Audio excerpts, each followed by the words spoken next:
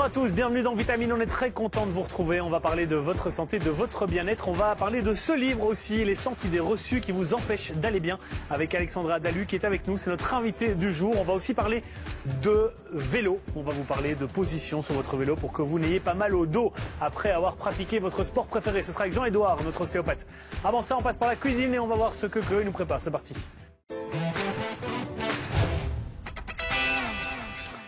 Hello. Bonjour Adrien. Vous allez bien Chloé? Ça va. Vous allez répondre à une des questions qui est posée dans ce livre, les 100 idées reçues qui vous empêchent d'aller bien.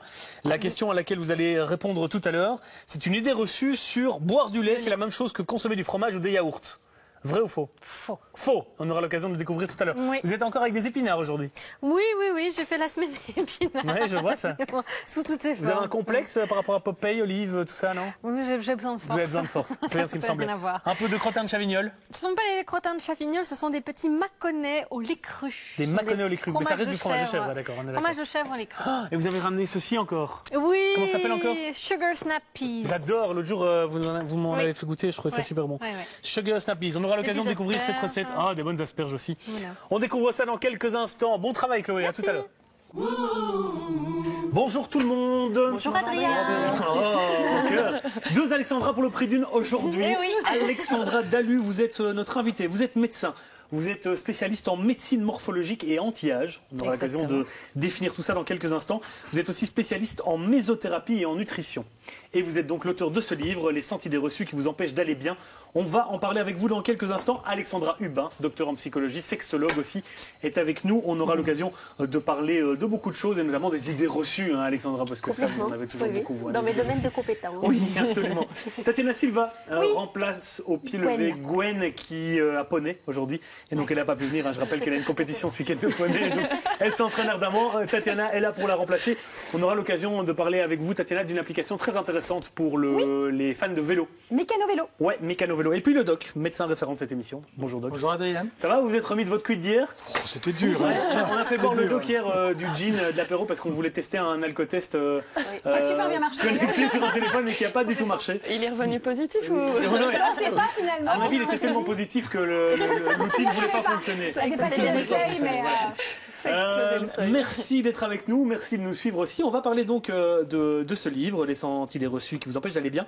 Je disais que vous étiez médecine spécialisée en morphologie et anti-âge. C'est quoi exactement ça? Comment est-ce qu'on peut définir ça? C'est le nom de la spécialité médecine anti-âge, qui est née aux États-Unis dans les années 90.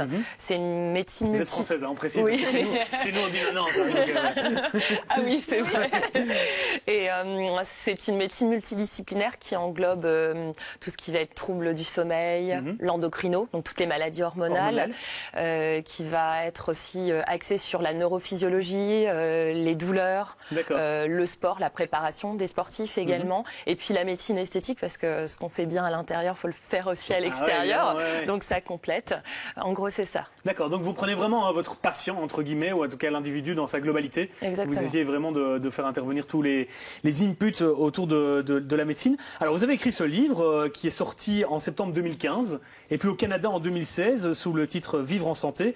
Et alors ça a été édité en livre de poche, ce qui est très rare pour des livres concernant la médecine, et ça veut dire que c'est un carton, ça veut dire que ça marche bien. Voilà, c'est quoi qui vous a donné l'envie de d'écrire ce livre? Alors je l'ai écrit parce qu'en fait je trouvais que les patients, mes proches, les amis, la famille étaient redondants au niveau des questions, c'était toujours la même chose. Je me suis dit tiens, c'est pas clair. Et puis mes patients me disaient docteur, vous expliquez bien, et j'ai toujours eu ce don pour l'écriture, cette envie d'écrire, donc je me suis dit on va en faire un livre. Vous voulez dire par là que les patients qui viennent vous voir vous posent des questions sur la santé parce qu'ils voient des informations qui circulent de plus en plus sur Internet, qu'on dit tout et son contraire, et que du coup vous aviez envie de clarifier un peu les choses? Vous avez raison, c'est tout à fait ça. Il y a beaucoup d'infos qui circulent, ce qui est très bien. Et puis c'est vrai, quand on n'a pas une base, je pense, pour pouvoir après synthétiser, avoir, je regarde mon confrère, mais c'est important, c'est dans n'importe quel domaine la même chose en fait. Vous avez une base, un acquis, un savoir. Et puis après, il y a des informations qui circulent. Et grâce à ces théories et cette pratique, puisque quand vous êtes médecin, vous avez une pratique dès la 3e année de médecine, vous pouvez vous dire, tiens, ça c'est vrai. Et puis vous pouvez aussi le vérifier. Et c'est pour ça que j'ai mis la bibliographie en fin de livre. Exactement. Pour que les gens puissent se dire, voilà, je l'ai écrit, mais c'est une synthèse exactement de tout ce qui a pu se faire, alors ou il y a longtemps, ou des scoops, il y a des études qui datent de 2013, même de 2015, donc c'est quand même assez récent. Assez récent, oui, tout à fait. Et voilà, c'est adapté à notre époque également. Adapté à votre époque, et puis c'est écrit de manière ludique. Alors on va tout de suite faire le tour de différentes questions et différentes idées reçues qu'on peut se poser. Par exemple, celle d'Alexandra, on va la chercher tout de suite. Hop, Alexandra, vous avez décidé de parler de l'idée reçue numéro 89. Il n'existe pas de ménopause chez l'homme. Alors, est-ce que c'est vrai ou est-ce que c'est faux? Tatiana, est-ce qu'il existe Moi, j'ai quand même lu un peu le livre, donc... C'est bien, vous avez bien préparé. Donc je passe mon tour, mais je n'étais pas au courant. Donc je peux dire faux, je veux dire faux à la base. Faux, effectivement, il existe une sorte de ménopause chez l'homme, c'est l'andropause. Voilà, tout à fait. Mais il y a une différence quand même assez marquante par rapport à la ménopause, c'est que le changement ne va pas se faire de façon aussi radicale. Donc ça va être beaucoup plus progressif. Donc l'homme va sentir progressivement en fait s'installer certains éléments, donc, mais il faut le comparer pour tout. Par exemple, courir, on ne court pas à 18 comme on pourrait courir à 98. Et donc, voilà. Et par rapport à la sexualité, là, par exemple, on va se rendre compte que le fait de faire apparaître ou maintenir son érection va peut-être être un petit peu plus compliqué. Ça ne veut pas dire qu'il y aura des soucis, mais il y aura une réactivité sexuelle qui va être un petit peu plus lente. Et donc, il ne faut pas hésiter à faire de longs préliminaires pour laisser le temps en fait, de se connecter à son corps, à toutes les belles sensations qui font monter l'excitation sexuelle. Alors là, vous êtes déjà effectivement dans les solutions à apporter pour les personnes qui ont l'andropause, les hommes qui souffrent d'andropause. Comment ça se fait que cette idée-là, par exemple, elle n'est pas véhiculée chez tout un chacun? La ménopause, on en parle tout le temps. Et l'andropause, c'est vrai qu'on en parle beaucoup moins. C'est certainement plus tabou chez l'homme. Après, ça dépend des pays, puisque aux États-Unis, on en parle facilement. L'homme en parle facilement à son urologue. Alors, pour rebondir sur ce que vous disiez, Alexandra, il y a des baisses de concentration. Il y a moins de réactivité sur le plan professionnel, un peu moins de pragmatisme, d'initiative. Il peut aussi avoir de la dépression, qui n'est pas seulement liée à l'acte sexuel. Pour le coup, c'est vraiment comme pour la ménopause. Et ça peut arriver aussi, nous, on appelle ça plutôt l'hypogonadisme, en fait. Le vrai terme, c'est une baisse de la testostérone. Et un des signes, ça va être une fonte musculaire. D'accord. Donc c'est assez intéressant aussi. Ça rejoint un peu ce qu'Alexandra disait, moins de performance du coup. C'est un peu, mais ça peut être juste les muscles squelettiques en fait. Et donc c'est important de pouvoir le dire aux hommes, puisqu'il y a un traitement aussi. Et il ne faut pas justement que ça s'installe trop longtemps. Un traitement médicamenteux ?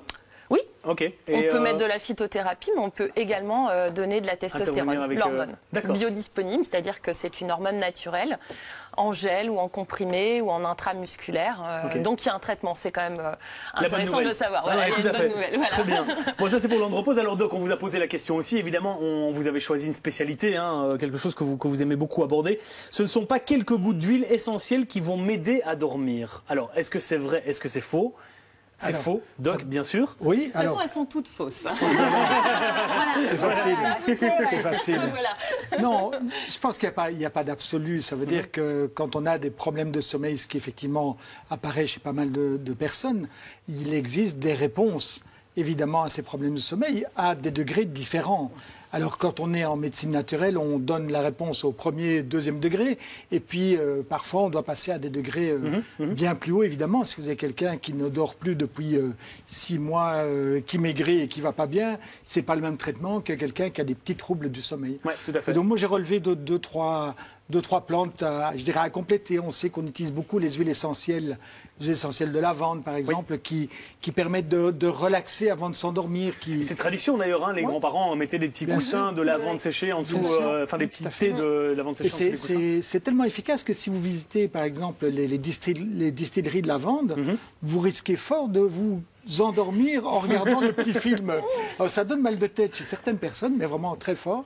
Et puis, effectivement, vous êtes complètement apaisé. Alors, on en a d'autres. On a par exemple la marjolaine qu'on appelle le Origanum majorana, qui est son nom latin. C'est une plante extraordinaire pour relaxer avant de s'endormir. Le problème, c'est que c'est évidemment la plus chère des huiles essentielles. Voilà. On a toujours des contre-indications. Puis il y a des produits plus naturels. Par exemple, dans le lait, vous savez, quand on était jeune, il y a très longtemps pour moi, il y a un peu moins pour vous, nos mamans nous faisaient du lait avec du miel pour nous endormir bien. Tout à fait. Dans le lait, on a trouvé des protéines qu'on appelle la lactocérine, qui a une action anxiolytique, qui diminue l'anxiété. Et donc, on a même fait des gélules. Et donc, ça permet de diminuer un peu le turnover du sommeil quand on a tendance à tourner un peu. Un peu d'insomnie parce qu'on a beaucoup de tracas dans la tête. La mélisse, par exemple, qui est une plante qui agit plus chez les femmes que chez les hommes, parce que les plantes ont aussi une sexualité dans le traitement. La mélisse permet aux femmes plus agitées de s'endormir quand elles ont aussi plein d'idées qui tournent dans la tête, mais plus des idées plus matérielles, un peu moins intellectuelles. Donc on a plein de petites solutions qu'il vaut la peine d'essayer avant d'attaquer les gros médicaments et les médicaments à accoutumance. Et alors justement, comme je le disais tout à l'heure, dans votre livre, il y a une méthodologie particulière, c'est assez ludique, et il y a un petit plus qui explique que justement les huiles essentielles, il faut faire attention quand on va au soleil notamment, et puis pour les femmes enceintes. Donc à chaque fois aussi des petites recommandations, des petites précautions dont il faut faire attention. Vous utilisez beaucoup d'huiles essentielles, vous, à titre privé ? Alors, en fait, il y a une synergie toujours de traitement. Je pense que c'est intéressant. En tout cas, c'est la nouvelle médecine. On peut tout à fait adapter la phytothérapie avec de l'allopathie, parce qu'en tout cas, pour les troubles du sommeil, il ne faut pas perdre de temps. Quelqu'un qui ne dort pas, même depuis 15 jours, ça peut vite se pérenniser et être insupportable pour le patient. Donc, et pour son conjoint ou sa conjointe. Exactement. Donc, il faut savoir pourquoi il ne dort pas. Il peut avoir un bilan. Ça peut être une pathologie hormonale, par exemple. Ce n'est pas toujours psychologique. Ça peut être une apnée du sommeil s'il est en surpoids ou elle est en surpoids, donc quelqu'un en s'appareil. Et puis, il y a la mélatonine qui est arrivée en tout cas sur le marché français, qui est très efficace, c'est une neurohormone du sommeil. Après, il y a plein de techniques aussi, il ne faut pas qu'il y ait de lumière, il faut éviter qu'il y ait... Un bon matelas, voilà, exactement, mais ça c'est très important. Le rituel aussi, si on fait du sport et que ça empêche de dormir, on peut peut-être faire du sport un peu plus tôt, éviter trop d'alcool également le soir, il y a plein de choses comme ça. Sauf si le test alcoolique ne fonctionne pas, là on peut ça passe à la trappe. Et puis et en effet, il y a l'aubépine, la passiflore également, qui sont associés dans les compléments alimentaires parfois de mélatonine. Donc comme quoi la synergie entre l'allopathie et la phyto, c'est une bonne chose. C'est exactement le message qu'on essaie de véhiculer de plus en plus effectivement dans cette émission. Tatiana, vous avez choisi de parler de douche. Tiens, comme c'est bizarre. Mais justement, vous voulez faire monter l'audience, c'est ça? Non, parce que ça m'avait vraiment interpellée. Généralement, donc la question c'était exactement, on va la relire, une douche bien chaude aide à l'endormissement. Et justement, on parle de dormir. Et donc, j'étais très étonnée de lire que, effectivement, une douche chaude ne favorise pas au sommeil. Souvent, on prend un bain chaud le soir, rarement le matin. Et surtout, l'inverse, c'est-à-dire que prendre le matin une douche chaude, même si on termine par un jet d'eau froide, ça stimule, en fait. Alors que moi, je fais tout à fait l'inverse. Et donc, je me suis dit, c'est assez incroyable, non, comme info. Ça va, vous avez l'air bien réveillé. Non, tout va bien. Mais en tout cas, vous étiez censé amener des images aussi de votre douche. Non, de la méditation. Est-ce qu'il faut que je réponde à ça? Non. On revient effectivement sur le côté sérieux des choses avec cette douche bien chaude. C'est vrai que je pense que 90% des gens pensent qu'ils vont prendre une bonne petite douche bien chaude avant de dormir, que ça va très bien se passer. Alors en fait, là encore une fois, c'est assez logique et c'est scientifique, c'est que quand on est en phase d'endormissement, la température corporelle diminue. Donc si on prend une douche chaude, ça va réveiller l'organisme, puisque la température va remonter, et donc on va à l'encontre de ce qui est naturel. C'est ça. Mais finalement, si on a envie de détendre ses muscles parce qu'on est contracturé, parce qu'il y a eu du stress dans la journée, etc., c'est vrai qu'on peut prendre une douche chaude ou un bain chaud avec des huiles essentielles, pourquoi pas dedans, et puis finir par une douche froide prolongée pour diminuer la température corporelle. Et c'est pour ça également qu'on dit que dans une chambre, on doit limiter à 21 degrés. 21, vous dites carrément, faut pas non plus avoir trop froid, parce que si on a trop froid, c'est pas très agréable, mais entre peut-être 25 dans le reste de l'habitation et puis 19, 20 dans la chambre, voilà, exactement. Bon, il faut diminuer la température. Ça, effectivement, c'est une bonne info, parce que je suis sûr qu'il y a beaucoup de monde qui prend encore des douches et des bains chauds. Et puis moi, une petite dernière que j'ai relevée, parce que ça me concerne un petit peu. Les boissons énergisantes sont idéales pour les sportifs. Alors c'est vrai qu'on voit souvent dans les compétitions sportives énormément de sportifs qui boivent des boissons énergisantes, même aussi au travail, des gens qui veulent tenir le coup, qui boivent des boissons énergisantes. C'est une horreur. On est bien d'accord. Alors, C'est normal, ça réveille, il y a de la caféine souvent dans ces boissons énergisantes. Alors la caféine c'est très intéressant, c'est un dopage naturel pour le sportif. D'ailleurs vous dites, boire un café ou un thé vert bien rempli de théine 20 minutes avant le sport, c'est idéal. Il y a quelques milligrammes par kilo, c'est un calcul à faire. Donc mais là ça reste naturel, donc ça va. Voilà, en fait dans les boissons énergisantes vous avez des choses qui sont bien, mais il y a aussi beaucoup de choses qui sont pas bien. Vous avez une fuite du magnésium et du calcium, et ces deux minéraux sont très importants pour diminuer le pouls, pour la conduction neuromusculaire. Alimenter le muscle, alimenter le muscle et le muscle cardiaque aussi avec le calcium. Et ce qu'il y a dans ces boissons, il y a du phosphate par exemple, fait que ça va partir dans les urines. Donc on va en perdre plus rapidement. Ça ne passe même pas dans le système et musculaire. Ça va augmenter la pulsation, alors qu'on sait très bien que quand on fait du sport, on doit être beaucoup plus calme, avec un pouls plus bas, etc. Donc ça va un peu à l'encontre de ce qui doit se faire. Mais très bien, parce qu'effectivement, boire un café ou un thé, j'aurais jamais pensé faire ça juste avant une compétition. Mais en fait, apparemment, c'est plutôt le bon plan. Diminuer le seuil de la douleur et augmenter votre tension sportive. Exactement. Vous allez être moins fatigué. Et vous conseillez aussi une boisson avec du citron. Parce que c'est bien d'avoir du sucre et du citron. Oui, tout à fait. On en parlait hier justement. Citron, sucre et une orange aussi, ça permet d'avoir un bon petit composé. Adapter l'équilibre acido-basique, lutter contre l'acidité. On est requinqué, quoi. On est requinqué, exactement. Bon, très bien. C'était très intéressant en tout cas. Il y a encore, on en a fait 4, je crois. Non, 5. On en a encore 95 à découvrir dans ce livre, Les 100 idées reçues qui vous empêchent d'aller bien. 95. Pour la traduction belge. Il est à remporter sur notre site internet dans la rubrique concours. Vous n'hésitez pas. Vous restez avec nous, Alexandra, parce que dans quelques instants, on va parler du mal de dos quand on fait du vélo. Vous faites du vélo ? Ça m'arrive. C'est vrai? Oui. À Paris, dans les rues de Paris, vous faites du vélo? Non, c'est bien ce qui me semblait, c'est trop dangereux. Dans les parcs, c'est mieux. Restez avec nous, on parle de vélo. À tout de suite.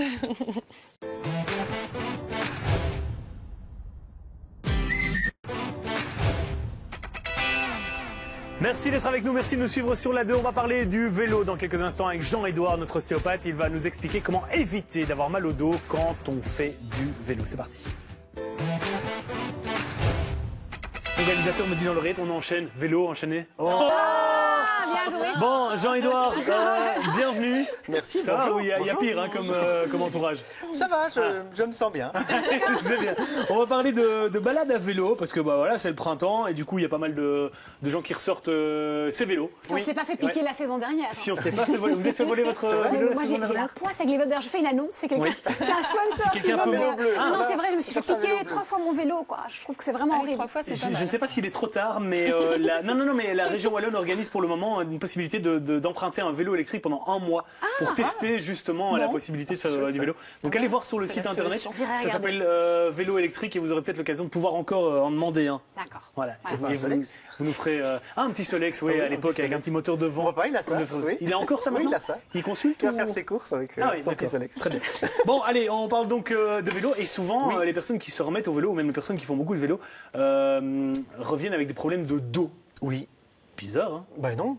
Ben non, parce que quand on les voit, j'étais à la mer ce week-end et j'ai vu plein de monde en train de faire du vélo et alors c'est le grand frère qui a pris le vélo du petit frère ou l'inverse, alors ils sont occupés à pédaler avec les genoux dans le menton ou alors sur la pointe des pieds. Ou alors il y a aussi les mecs qui roulent avec des scooters et qui mettent leur casque au-dessus. Oui, comme ça c'est pour éviter le soleil. Ça j'aime beaucoup, je trouve ça très tendance. Oui, tout à fait. Donc, eh bien, on est un pays bizarre, c'est comme ça. On vous donnera quelques adresses pour pouvoir aller voir ce qui se passe. Donc je vous propose de voir un petit peu quels sont les points qu'il faut faire attention pour bien régler son vélo et pour éviter d'avoir des douleurs. Parce qu'en fait, un vélo bien réglé, ça nous permet d'aller plus loin et être moins fatigué. Et on fait le lien avec le livre d'Alexandra. Mais oui! Puisque parmi une des idées reçues, il y a celle-ci, si j'ai mal au dos, j'arrête de bouger pour ne plus souffrir. C'est totalement faux, bien sûr. C'est ce qu'on disait il y a 40 ans. C'est ce qu'on disait il y a 40 ans. Voilà, tout à justement, fait. on disait surtout couchez-vous, ne faites plus rien, attendez que ça passe. Mais non, justement pas. Il faut bouger. Mais il faut choisir les bonnes disciplines. Et entraîner sa musculature profonde. Oui. C'est celle vraiment qui va vous tenir la colonne vertébrale, un petit peu comme un bateau. Du gainage, exactement. Un petit peu comme un bateau. Si vous avez le mât qui n'est pas bien attaché, le mât il va faire comme ça. Et à force de faire comme ça, il va casser. Eh ben, la colonne vertébrale, c'est comme ça. Si les petits muscles qui sont profonds, qui s'attachent et qui maintiennent la colonne vertébrale, sont pas assez puissants, pas assez résistants, eh bien, ils ne sauront pas bien gérer la colonne vertébrale. Pas assez solides pour tenir la colonne vertébrale. Donc, on va avoir tendance à s'affaisser et à se faire mal à la longue. Qu'est-ce qu'on privilégie alors, avant de parler de vélo plus précisément? La natation, par exemple? Alors, c'était une belle métaphore. Vous étiez parti dans la métaphore. Ça nous a tous fait rêver. Il y a plusieurs choses en fait. En effet, c'est complètement obsolète comme donnée. Il faut bouger. Alors, on ne va pas non plus préparer les JO quand on souffre. Hein. Il y a des médicaments antidouleurs, bien entendu. Il faut continuer à marcher, par exemple, voire faire un tout petit footing avec des chaussures adaptées. Oui. Parce qu'en fait, quand vous faites du sport, vous avez des substances naturelles qui sont fabriquées dans le cerveau qui sont naturellement antidouleurs. Okay. Des genres de morphine. C'est ça. Un peu comme l'endomorphine du jogger, mais totalement différente. Et vous avez aussi des substances anti-inflammatoires naturelles qui sont produites quand vous faites du sport. Donc plus vous allez faire du sport et plus vous allez avoir ces antidouleurs dans votre organisme et moins vous allez avoir mal. Forcément. Et puis plus vous allez avoir une musculature comme le bas. Ces fameux antidouleurs qui se développent pendant qu'on fait du sport, ils restent après le sport? Oui. Ouais, c'est ça. Ils sont actifs pour plus longtemps, quoi. Exactement. Okay, donc ça vaut vraiment la peine de continuer à faire du sport. Vous avez bien entendu ça, parce que tout à l'heure, hier, je vais faire mon footing dans la forêt Swan. Ah bah oui. Et puis j'entends klaxonner qui je croise, mon ostéopathe, confortablement dans sa berline allemande. Ouais, pendant que l'autre est en train de courir, c'est malin. Bon, alors, Jean-Édouard, quelques petits conseils encore ou est-ce qu'on y va? On va faire ça tout ça là-bas. On va découvrir ça là-bas. Allez, c'est parti.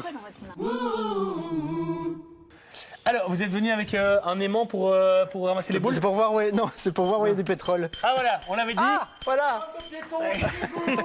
Il avait disparu, le voilà arrivé avec son vélo. Alors, vous êtes un vrai fan de vélo, hein, Doc? Ah oui. Oui, et ça, c'est quand même un collector. Ça, c'est du vieux. Hein. Ça, c'est un vieux bâtard. Vous avez gagné Paris-Roubaix avec ça ou pas? Non, vous faites beaucoup de vélo. Vous avez fait le chemin de Compostelle à vélo. Oui, 2420 km. Oui. Avec cette veste-là?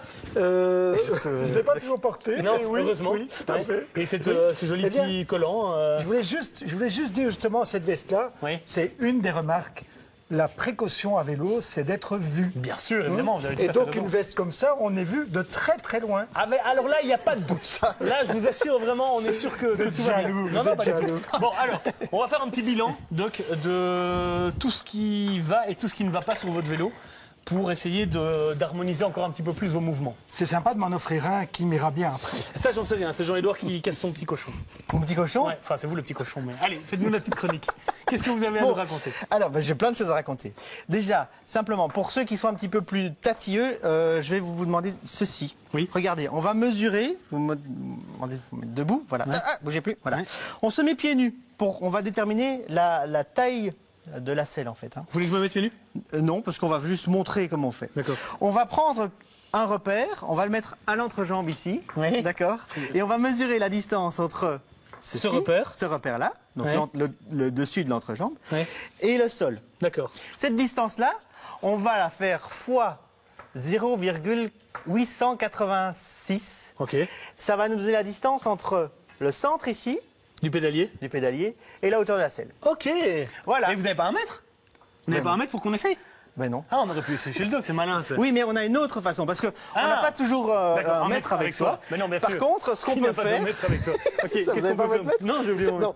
Quand on veut choisir son vélo, on se met sur son vélo, et en fait, quand on est assis sur... Allez-y. Quand on est assis sur son vélo... Trop haute, ça c'est pour lui. On doit avoir... Asseyez-vous sur le vélo. On doit avoir la pointe des pieds...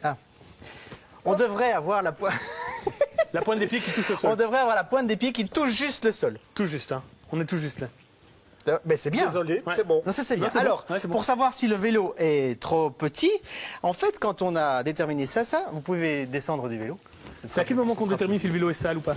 C'est maintenant, il est sale. Donc en fait, quand on s'est assis sur la selle et qu'on a la pointe des pieds qui touche à peine le sol, on doit avoir minimum 5 cm à ce niveau-ci. Entre la selle et le cadre. Le cadre et le dessus de la selle. Enfin, Là, on les a largement ici. Oui, on les a. Mais si c'était plus petit, ça veut dire que le cadre est trop grand. Ah oui, parce qu'il doit pas monter beaucoup sa selle, donc le cadre est trop grand. Et inversement. Est-ce que s'il y a trop une grande distance... Mais vos pieds ne toucheront pas. Non, justement. Si jamais le cadre, il est trop petit, on monte la selle très très haut. Oui, mais alors on est limité par le tube. Parce que les tubes ont une distance. C'est vrai que les tubes ont une certaine distance. Alors, la selle horizontale. D'accord. Et alors, on a des Vous avez selles déjà essayé avec spéciales. une selle verticale? Non, mais il y a certaines Non, non, personnes... mais c'est pour une question comme ça, pour savoir. Mais non, mais il y en a certaines qui la mettent un petit peu comme Ouais. ceci ou un petit Ah peu ouais, comme en ça. profilé. Les femmes mettront peut-être un tout petit peu comme ceci, Vers le haut. mais il faut pas. C'est vraiment C'est la plate. horizontal. Et alors, C'est le plate. pour mesdames Oui. qui ont des problèmes de périnée, Ouais. et pour messieurs qui veulent protéger leur prostate, hein, la prostate. Pour messieurs et la prostate, il y a Qu'est-ce ce que c'est que genre ça de... Eh bien, ce sont des selles qui protègent et qui limitent la pression au niveau du centre tendineux, ici, du périnée, donc de la prostate. Ah, il y a Pour les un- hommes. On laisse un peu du champ Une libre. liberté, comme ça, il peut y avoir un peu d'espace. Cela dit, les dames peuvent aussi utiliser ce type de sel, Mais ceci- à une autre utilisation. Non, ceci, c'est Ouais. pour les femmes, c'est Ouais. du gel, donc c'est pour limiter la pression sur le périnée. D'accord. Parfait, pareil. Maintenant, si on veut pas acheter une nouvelle selle, on peut aussi mettre une surselle. Ah, Je vous donne ça. montrez- oh oui, ça c'est bien, une petite Une fourrure. surselle, une petite doudoune pour la... Je vais me retirer. Attendez, on va vous mettre une surselle. Voilà. Et on met ça au-dessus, simplement, on l'enfile comme ceci, et alors Ouais. c'est plus mou. Et on voit aussi que c'est dessiné à ce niveau-ci, donc ce qui limite la pression sur le périnée. Et ça vaut déjà bien le coup, quoi, une surselle. Oui, c'est bien. C'est pour les selles qui sont trop dures, Ouais. ça fait déjà beaucoup de bien. Mais celle-ci est déjà pas mal. Et on peut voir aussi qu'il y a... Il y a, oui, il y a une volonté Il y a de... une volonté. On sent qu'il y a une On volonté. sent qu'il y a quelque chose. Vous avez roulé avec ce vélo les 2400 km Oui. sans aucun problème. Oui, sans aucun problème. Jean-Édouard, d'autres recommandations? Oui, le- on va voir la pédale. Je vous propose de vous remettre sur le vélo Ouais. et de mettre la pédale là à l'horizontale. Ok. Et je vais vous demander de mettre la pointe du pied ici sur la pédale. Voilà, l'avant du pied. Hein. Hop. Voilà, Ok. comme ceci. Par contre, de vous asseoir sur le vélo. Je vais vous demander un petit peu d'aide va pour le tenir. tenir le vélo. Ouais. Je vous tiens par le porte-bagages. Alors, Bon, attention, hein, Adrien, Ici- vous me tenez, Ah ouais, hein. je le tiens, je le tiens. Vous me tenez, hein. Ouais, ouais. voilà. Ouais, je Quand suis on est bon. comme ceci, ça va, vous tenez Moi, je D'accord. tiens, oui. On va prendre un fil à plomb. Ouais. D'accord. Et Enfin, quelqu'un qui m'aime. voilà. Donc, au centre de la rotule, on place un fil à plomb. Ouais. Et le fil à plomb doit arriver à 1 cm en avant du centre de la pédale ici. Donc Ok. ici, on est parfait. Et au niveau de ma circonférence de mes bras? Ouais, ça dépend de la personne. Mais parfois, qu'on est bon, là, vous bah. pouvez prendre une sangle hein, si vous n'arrivez pas à faire le tour, ou une ceinture. Ok, on a vu tout? On a vu tout, oui. Alors, l'inclinaison, on demande un petit peu parfois quelle inclinaison on doit Ah oui, avoir pour le... Bah, Ça souvent, dépend un petit le peu plus de- haut, c'est confortable, évidemment. Oui, mais le Et plus puis, haut on peut donne... chanter en Harley Davidson. Le plus haut donne aussi plus de pression sur la colonne. Au plus on est vers Ah. l'avant, au plus la répartition sera... Le centre de équivalente. gravité reste en haut. Puis dans les Non. côtes, on a Oui. besoin d'être quand même proché. Hein. Voilà. Vous montez en danseuse? Parfois. Non, Je dis- non, je vous non, laisse. non. Hein. Oui, danseuse, c'est pour les amateurs. Hein. Oui, c'est pour les amateurs, vous avez raison. Bon, Voilà. on a fait Donc, le tour. oui, On va maintenant discuter de l'aspect un peu plus théorique, hein, puisqu'on Oui. on parle d'un sport porté Oui. pour le vélo. On va discuter de ça à table avec Alexandra et Tatiana et Alexandra. Et Alexandra. Allez, c'est parti. Attention, je repars. C'est parti. D'accord. Jean-Édouard, on rappelle donc que le vélo, enfin pratiquer du vélo, c'est un sport porté. Oui, c'est-à-dire qu'il n'y a pas de choc sur Ouais. les jambes comme quand on court en fait. Hein. Donc il y a là qui peut avoir des avantages aussi de stimuler en fait la colonne vertébrale et tout le système osseux qui favorise en fait la calcification, la croissance. Voilà. Et ça, vous disiez, c'est bien pour l'ostéoporose aussi Contre l'ostéoporose, qui est un problème de santé publique maintenant. Donc en fait, les fractures, l'os fragile, et en ayant un impact au sol, ça vous permet, comme on le disait, de stimuler la croissance osseuse, puisque l'os se renouvelle. Ouais, Il tout détruit à fait. et il se renouvelle. Donc n'hésitez pas à faire du vélo, évidemment, une petite consultation chez le médecin avant pour être sûr que tout est en ordre. Et puis vous faites les différents réglages proposés par notre ami Vous irez loin. le mécano Jean-Édouard. On va aussi vous proposer une petite application que vous pouvez utiliser chez vous. C'est Tatiana qui nous la présente. Une petite application, Tatiana, pour les fans de vélo. Oui, qui s'appelle Mécano Vélo. C'est une application payante de 3,89 €. Donc, c'est pas très cher. Donc, c'est fan de vélo. Vous pouvez avoir plein d'infos utiles. À commencer, par exemple, par la réparation. Bonne idée.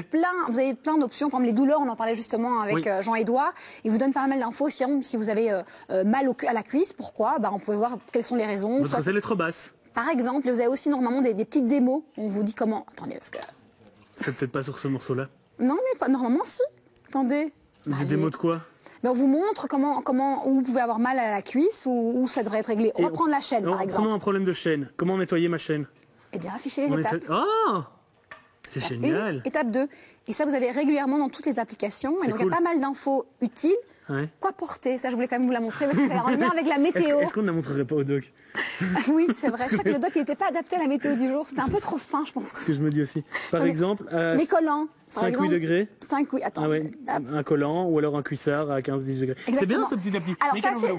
Mécano Vélo, c'est assez ludique et ça donne pas mal d'infos, même pour les débutants. Je trouve que c'est sympa. Quand on Bonne n'a idée. pas une idée de comment ça fonctionne, comment on doit mettre son guidon, et ben on peut avoir quand même des infos pratiques. Bon, voilà, je trouvais que c'était sympa. Et on rappelle que cette application est payante. On mettra les références sur notre site internet, bien entendu. Effectivement, voilà. Alors, Chloé, je vous apporte quelqu'un qui est tout aussi doué que moi en cuisine. On en a parlé avec Alexandra. Elle n'est pas trop cuisine non plus. Ça va, on fait Et une donc, salade aujourd'hui, voilà, ça va aller. ça devrait aller. Mais enfin bon, je ne suis toujours pas sûr qu'on va y arriver. Hein. Ça, c'est encore autre chose. Alors, on partait donc de cette fameuse idée reçue dans votre livre, Alexandra Dalu. Boire du lait, c'est la même chose que consommer du fromage ou du yaourt. C'est faux. Bien C'est entendu. faux. Attention, la plaquette Oui, encore un peu. c'est chaud. C'est bien ce que je me Il disais, est c'est un peu vraiment chaud. pas fait pour la Non, cuisine. non, pas du tout, c'est vraiment pas mon truc. Donc vous allez nous contrer cette affirmation. Oui, j'ai ajouté un peu de fromage aujourd'hui à la recette. Ouais. Et c'est vrai que il y a une différence entre le lait et le fromage, comme c'est très justement écrit dans votre livre. Et l'intérêt du fromage ici, c'est que on a des ferments lactiques et tout un procédé de fabrication qui vont transformer le lait en fromage et qui vont transformer à la fois les protéines et le sucre, donc le lactose, le sucre du lait, le lactose, ce qui va le rendre plus digeste. Ok. Alors, à la fois pour des questions d'allergie et de tolérance alimentaire, donc là on parle des protéines, et à la fois pour des questions de digestibilité, donc là c'est le lactose qui est en cause. Donc c'est souvent les adultes qui avancent en âge qui ont de plus en plus de mal à digérer le lait, on en a déjà parlé, et ça c'est l'enzyme, donc La qui- lactase. la lactase, Voilà. Ouais. voilà, Qui est la principale responsable. oui, qui disparaît au fur et à mesure, qui n'est Ouais. plus- Et quand vous avez aussi une gastro-entérite. Ouais. Quand vous avez une gastro-entérite, il faut surtout pas consommer de produits laitiers, puisque vous D'accord. n'avez plus la lactase. D'un point de vue physiologique, juste le temps de l'infection. Ouais. Donc, il faut Et si jamais on en l'éviter. consomme, c'est quoi Ça va accentuer, ça accentue le problème. malheureusement, le problème de D'accord. Oui. gastro. Si vous avez une réunion importante, évitez un bon bol de lait avant d'y aller. Quoi. Voilà. C'est Ouais. ça qu'il faut transmettre. Voilà, donc petite salade aujourd'hui, c'est une salade printanière. C'est vrai que je reviens un peu avec les mêmes ingrédients, mais j'adore. On sort de l'hiver, j'en peux plus des légumes racines. Ouais. Et donc voilà, j'ai Vous des connaissez jeunes ceci pousses d'épinards, Vous savez ce que c'est? Comment ça s'appelle encore ce truc? des sugar snap peas. Sugar snappy, c'est Ce méga sont bon. des pois mange-tout, Ouais, mais qui il faut sont les manger crus. mais qui Mais sont c'est ça, plus en fait. sucrés. D'accord. Non, alors Ah. ici, Mais ça, vous devez Autre goûter, chose c'est trop encore. bon. voilà, Faut on peut pousser les, le on petit... peut les. Mais non, ça c'est pas des damamés. Ah, flûte, c'est ça que je croyais, moi. Mais non, c'est pas des damamés, c'est les sugar snap peas, c'est ceux qui se mangent tout crus. Ah. Voilà, qu'on peut manger comme ça, croque, Non, mais croque, c'est bon croque. quand même. bon. Oui, c'est Non, bon c'est pas quand aussi même. bon que l'autre truc. Ici, non, ce ne sont pas des damamés non plus, C'est quoi? fèves des marais. Alors, elles sont déjà écossées, cuites, épluchées. Et elles s'arrêtent quand? Elles ont démarré, elles s'arrêtent, Très bien. elles s'arrêteront en été, à la fin de l'été. Je savais qu'elle allait vous faire Voilà. rire. Pas forcé, quoi, du tout. Les asperges, Ouais. donc on a aussi un petit concentré en vitamine B9, folate. C'est L'autre jour, je me suis la- pris un gros vent à cause des asperges. Vous savez bon pourquoi? Ma maman a préparé des asperges. le Non, pipi, pas à cause des fibres. Non, mais non, mais ma cause du maman a pipi préparé sang. des asperges pour le dîner de Pâques, en entrée, avec une très bonne sauce mousseline. Et alors, je lui ai dit, ah, t'as même pas épluché tes asperges, mais les C'est asperges, les faut pas le asperges, faire. non. Voilà. Et donc, je me suis fait. Voilà. Voilà. Et là, J'avais vous fait avez- semblant que j'avais écouté quelque chose, mais j'avais rien écouté du tout. Voilà. Et vous donc- n'avez même pas pu prétexter que vous êtes daltonien et que c'est Non, pour ça. j'aurais pu. Bon, qu'est-ce qu'on fait? Bon, eh Vous voulez bien, qu'on travaille? oui, un petit peu. Ciseler les épinards, les jeunes pousses Sur la d'épinards, planche? c'est mieux, Ok. oui. Moi, je verse juste l'huile, en fait. D'accord, parfait. Vous êtes là pour verser l'huile, moi je suis là pour ciseler les épinards. C'est parfait. Et Chloé fait le reste.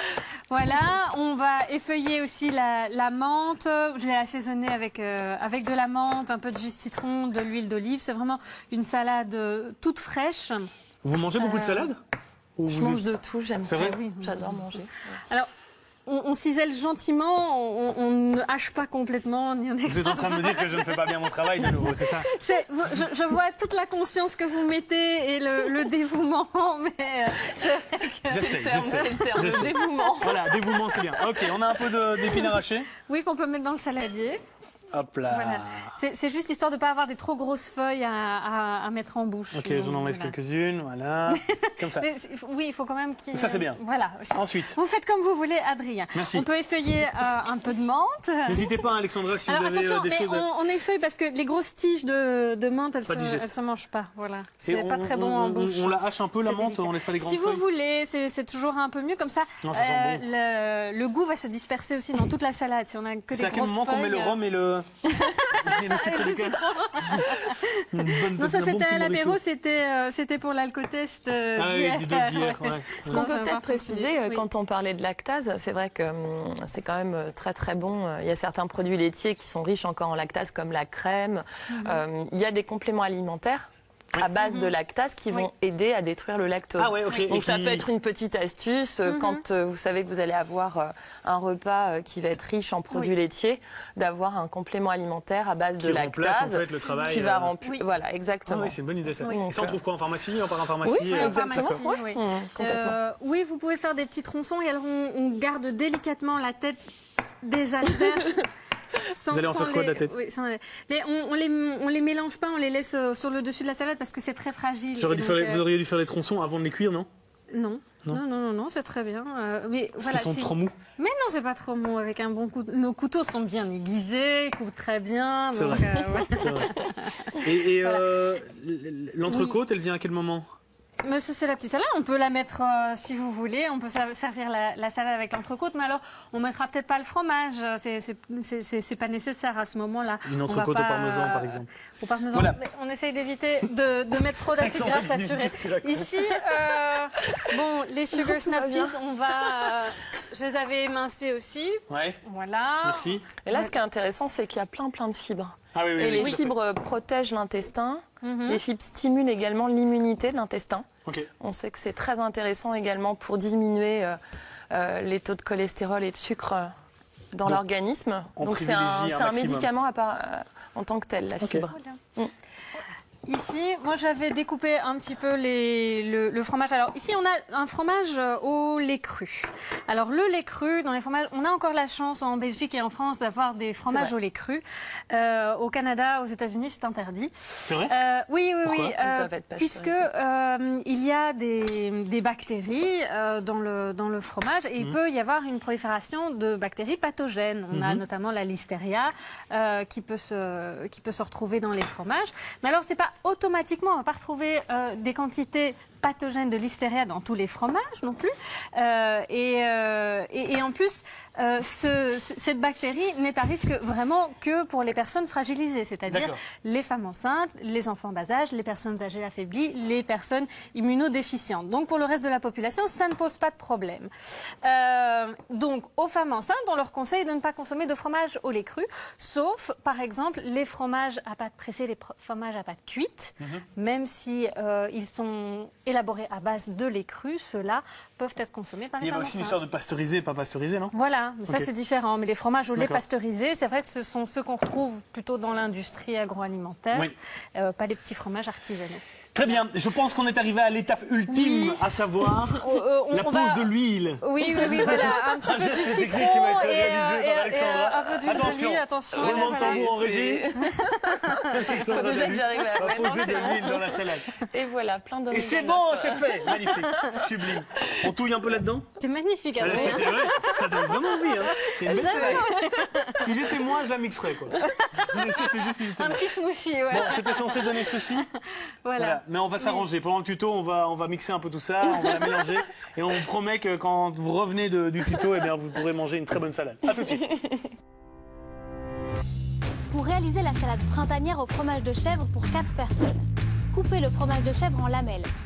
Écossez les fèves fraîches. Faites-les cuire quelques minutes dans de l'eau bouillante. Réservez. Taillez la queue des asperges. Faites-les cuire à la vapeur. Passez les fèves et les asperges sous l'eau froide pour les rafraîchir. Taillez les sugar snap peas. Ciselez les épinards et la menthe. Jetez-les dans un grand saladier. Ajoutez les légumes cuits et les sugar snap peas. Garnissez de lamelles de fromage de chèvre. Assaisonnez avec de l'huile d'olive. Ajoutez du jus de citron. Rectifiez l'assaisonnement. Bon appétit! Bon, alors on a beaucoup réfléchi et Alexandra, on s'est dit que vous alliez pouvoir goûter votre recette. Volontiers. Mais je sais que vous adorez. Je peux goûter celle-ci? Ah oui, je vous en prie. Je vous mets une petite fourchette. Vous avez assez raison. Hein. Vous avez tout à fait raison. Je fais plus confiance à madame. Vous avez tout à fait raison. Tatiana, encore une petite info sur le lait. Le lait, avant de se effectivement. quitter. Ouais. L'épidémie de choléra en 1854, ça nous ramène à quelques centaines d'années en Ça fait arrière. moins envie, hein, le choléra. Oui, je sais. Non, mais c'est une info assez ludique parce que le docteur Bovel et Oder, tous deux, ont décidé de faire des transfusions, non pas de sang, mais de lait, pour essayer de voir si les patients allaient mieux. Et au début, ils allaient mieux, mais ils sont très vite morts, en fait, tous. Ils ont refait une tentative avec du lait de chèvre, c'était du lait de vache, et avec le lait de chèvre, ils sont morts directement. Donc voilà, morale de l'histoire, il faut éviter les transfusions au lait quelconque. Merci en tout cas à ces deux médecins qui ont fait avancer la science. Alexandra, cette salade? Très bon, Ouais. très frais. Allez, parfait. Vous pouvez reprendre un petit ça récipient passe toujours bien, le mot pour le Thalys de tout à l'heure. Vous avez de quoi manger dans votre train. Merci beaucoup en tout cas d'être venu nous rendre visite. Merci à vous. Et merci pour toutes ces bonnes informations. Je rappelle que le livre est à remporter sur notre site internet sans idée reçue qui vous empêche d'aller bien. Voilà, exactement. C'est sur notre site internet dans la rubrique concours. Merci à tous d'avoir participé à l'émission. Merci Doc surtout pour votre déguisement. Ça vous va vraiment bien. Et donc vous savez ce qu'il se passera au mois de juillet. Eh bien le Doc prend les routes du Tour de France et va tenter de remporter ce magnifique trophée. Je compte sur vous. Merci. On se retrouve demain pour de nouvelles aventures vitaminées. Demain, il y aura certainement du Julien Québec, eh bien oui, qui va nous apprendre à faire un parfum maison à base d'huile essentielle. Et puis, on aura les stars de la télévision actuelle, les héros du gazon, vont venir nous rendre une petite visite dans ce studio. Il y a Pierre et Christopher. Ils ont perdu du poids pour participer à cette émission de télé-réalité qui cartonne sur la une. On se retrouve demain. D'ici là, prenez soin de vous et surtout, faites le plein de vitamines. Ciao.